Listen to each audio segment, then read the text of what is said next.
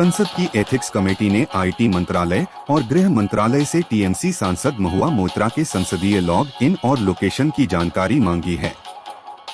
संसद की ethics committee, Lok Sabha आचार समिति ने आईटी मंत्रालय और गृह मंत्रालय से टीएमसी सांसद महुआ मोइत्रा के संसदीय लॉग इन और लोकेशन की जानकारी मांगी है। एथिक्स कमेटी ने नवंबर में रिपोर्ट देने का निर्देश दिया है। बता दें कि पैसे लेकर सवाल पूछने के मामले में टीएमसी सांसद महुआ मोइत्रा की मुश्किलें लगातार बढ़ती जा रही हैं। गुरुवार को महुआ मोइत्रा पर आरोप लगाने वाले भाजपा सांसद निशिकांत दुबे और सुप्रीम कोर्ट के वकील जय देहादराई संसद की एथिक्स कमेटी के सामने पेश हुए। एथिक्स कमेटी ने क्यों मांगे लॉगिन लोकेशन? बता दें कि कारोबारी दर्शन हीरानंदानी ने अपने हलफनामे में स्वीकार किया था कि महुआ मोइत्रा के संसदीय लॉग इन और पासवर्ड उनके पास थे। वह खुद महुआ मोइत्रा के लॉग इन पासवर्ड की मदद से संसद अकाउंट पर सवाल पोस्ट कर देते थे। दर्शन हीरानंदानी ने माना कि उन्होंने अदानी ग्रुप को निशाना बनाते हुए सवाल पूछे थे। हालांकि महुआ मोइत्रा ने दावा किया कि दर्शन हीरानंदानी पर दबाव बनाकर यह हल्फनामा लिया गया। वहीं दर्शन हीरानंदानी ने हाल ही में एक टीवी इंटरव्यू में महुआ मोइत्रा के दावे को खारिज कर दिया। हीरानंदानी ने कहा कि उन्होंने किसी के दबाव में हल्फनामा नहीं दिया, बल्कि उनके ही निर्देश पर इस हलफनामे को वकील ने ड्राफ्ट किया, जिसे सीबीआई को भेजा गया। भाजपा सांसद निशिकांत दुबे ने महुआ मोइत्रा पर आरोप लगाया था कि टीएमसी सांसद ने हीरानंदानी ग्रुप के सीईओ दर्शन हीरानंदानी से रिश्वत लेकर संसद में सवाल पूछे। भाजपा सांसद निशिकांत दुबे ने ये आरोप सुप्रीम कोर्ट के वकील जय अनंत देहादराई की शिकायत के आधार पर लगाए हैं। निशिकांत दुबे की शिकायत के बाद लोकसभा स्पीकर ने पैसे लेकर संसद में लक्षित सवाल पूछने के इस मामले को संसद की एथिक्स कमेटी के पास भेज दिया। गुरुवार को भाजपा सांसद दुबे और वकील जय अनंत देहादराई एथिक्स कमेटी के सामने पेश हुए और अपना पक्ष रखा। अब जल्द ही टीएमसी सांसद महुआ मोइत्रा भी एथिक्स कमेटी के सामने पेश हो सकती हैं। गाजा में इसराइल का जमीनी हमला, हवाई कार्रवाई भी जारी, 250 से अधिक ठिकानों पर बोला धावा। इसराइल ने टैंकों व सैन्य टुकड़ियों के साथ बुधवार रात गाजा में हमास के ठिकानों पर सीमित जमीनी हमला किया। इस्राएली सेना के प्रवक्ता के मुताबिक कई आतंकी ठिकाने निशाना बनाए हैं। इसे बड़े पैमाने पर जमीनी हमला शुरू करने की तैयारी के रूप में देखा जा रहा है। इसराइल हमास के बीच गाजा पट्टी में जारी संघर्ष के बीच गुरुवार को 20वें दिन इस्राएली सेना ने उत्तरी गाजा में थोड़ी देर के लिए जमीनी हमला किया। इस्राएली सेना ने कहा कि शत्रु के इलाके में घुसने से पूर्व सैनिकों ने गाजा में घंटों तक जमीनी छापेमारी भी की। जमीनी हमले से पहले टैंकों व पैदल सेना की टुकड़ी ने हमास नियंत्रित गाजा में रात भर छापे मारे। 2 सप्ताह तक विनाशकारी हवाई हमलों के बाद इस्राएली सेना ने संभावित व्यापक जमीनी हमलों के मद्देनजर युद्ध क्षेत्र तैयार करने के लिए कई आतंकी ठिकानों को निशाना बनाया। यह कार्रवाई ऐसे वक्त में हुई जब संयुक्त राष्ट्र ने चेताया है कि गाजा पट्टी में ईंधन खत्म होने की कगार पर है और उसे क्षेत्र में राहत प्रयास को रोकने को मजबूर होना पड़ेगा। दक्षिणी इसराइल में खूनी तांडव के बाद से यह क्षेत्र पूरी तरह नाकाबंदी में है। यूएन ने आशंका जताई कि यदि हमास के खात्मे को इसराइल ने जमीनी हमले शुरू किए तो गाजा में मृतक संख्या बढ़ सकती है। बृहस्पतिवार की कार्रवाई को इस्राएली रक्षा बलों आईडीएफ ने लक्षित हमले करार दिया है। इसराइल हमास संघर्ष के दौरान इस्राएली वायुसेना ने एक वीडियो जारी कर बंधकों को छुड़ाए जाने का दावा किया है। इस वीडियो में दिख रहा है कि सैनिक कुछ बंधकों को छुड़ाकर लाते दिखाई दे रहे हैं। आईडीएफ का दावा है कि यह ऑपरेशन दक्षिणी इसराइल सीमा के पास किबुत्ज बेरी में अंजाम दिया गया। लोकसभा चुनाव अकेले चुनाव लड़ने की तैयारी में कांग्रेस, सपा बसपा के सांसद पूर्व सांसद थाम सकते हैं हाथ। मध्य प्रदेश चुनाव के बहाने सपा और कांग्रेस की तल्खी सामने आ चुकी है।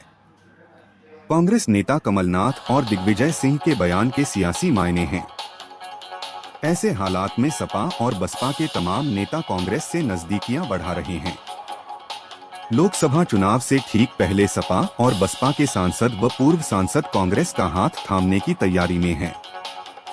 कांग्रेस आला कमान से दोनों दलों के एक सांसद की पहली दौर की बातचीत भी हो चुकी है। ये दोनों सांसद अपने अपने दलों के अन्य नेताओं से मशविरा कर रहे हैं।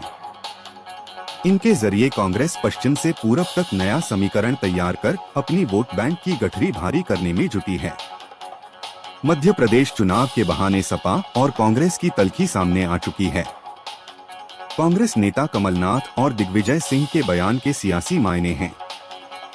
ऐसे हालात में सपा और बसपा के तमाम नेता कांग्रेस से नजदीकियां बढ़ा रहे हैं। वे बदली सियासी परिस्थितियों में भविष्य की रणनीति तैयार कर रहे हैं। सूत्रों का कहना है कि सपा और बसपा के एक सांसद और कई पूर्व सांसद कांग्रेस हाईकमान के संपर्क में हैं। दोनों दलों के पश्चिमी उत्तर प्रदेश के नेताओं की एक दौर की बातचीत भी हो चुकी है। वे लोकसभा चुनाव से ठीक पहले पाला बदलने की तैयारी में हैं। इन नेताओं के जरिए कांग्रेस न सिर्फ लोकसभा चुनाव बल्कि भविष्य की सियासत भी साधना चाहती है। कांग्रेस पश्चिमी उत्तर प्रदेश में इमरान मसूद, पूर्व मंत्री कोकब हमीद के बेटे अहमद हमीद और फिरोज आफ्ताब जैसे नेताओं को अपने पाले में कर पहले ही अल्पसंख्यकों को जोड़ने का संदेश दे चुकी है। इससे पहले भी सपा और बसपा के कई अल्पसंख्यक नेता कांग्रेस का हाथ थाम चुके हैं।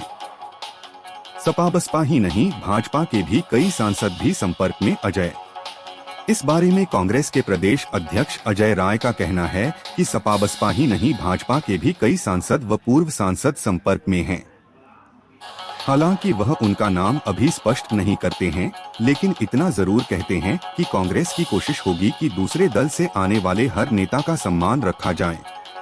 जो भी कांग्रेस में आएगा उसका स्वागत करने के लिए पूरी टीम तैयार है। हम उनकी सकारात्मक ऊर्जा लेकर भाजपा का सफाया करेंगे। किसानों की मदद के लिए सलमान खान का बड़ा कदम, 25,000 कपास किसानों को होगा ये फायदा। अभिनेता सलमान खान की बीइंग ह्यूमन फाउंडेशन एक ऐसी संस्था है जो भारत के पिछड़े और गरीब लोगों की शिक्षा और उनके स्वास्थ्य का खर्च उठाती है। इस फाउंडेशन का बीइंग ह्यूमन के नाम से कपड़ों का अपना एक ब्रांड भी है, जिसमें सूती कपड़ों में उपयोग होने वाले कपास के लिए बीइंग ह्यूमन फाउंडेशन ने फेयर ट्रेड से साझेदारी की है, जिससे 25,000 कपास उत्पादन करने वालों किसानों को फायदा होगा। फेयर ट्रेड यानी कि निष्पक्ष व्यापार एक ऐसी व्यवस्था है जो विकासशील देशों में उत्पादकों को टिकाऊ और न्यायसंगत व्यापार संबंध हासिल करने में मदद करने के लिए बनाई गई है। यह बेहतर सामाजिक और पर्यावरणीय मानकों के साथ निर्यातकों को उच्च कीमतों के भुगतान को जोड़ता है। मुंबई में आयोजित एक कार्यक्रम के दौरान सलमान खान की बहन और बीइंग ह्यूमन क्लॉथिंग की प्रबंधक निदेशक अलवीरा खान अग्निहोत्री ने फेयर ट्रेड के साथ बीइंग ह्यूमन की साझेदारी को लेकर बात की और इस अवसर पर कर्नाटक और राजस्थान से आए कपास किसानों से मुलाकात की। फेयर ट्रेड अंतर्राष्ट्रीय स्तर पर एक ऐसी संस्था है जो किसानों के साथ जुड़ी हुई है। इस संस्था के द्वारा किसानों को उनके उत्पादों को लेकर विशेष तरीके से प्रशिक्षित किया जाता है और उनसे कच्चे माल लेकर बीइंग ह्यूमन जैसे ब्रांड को सप्लाई किया जाता है।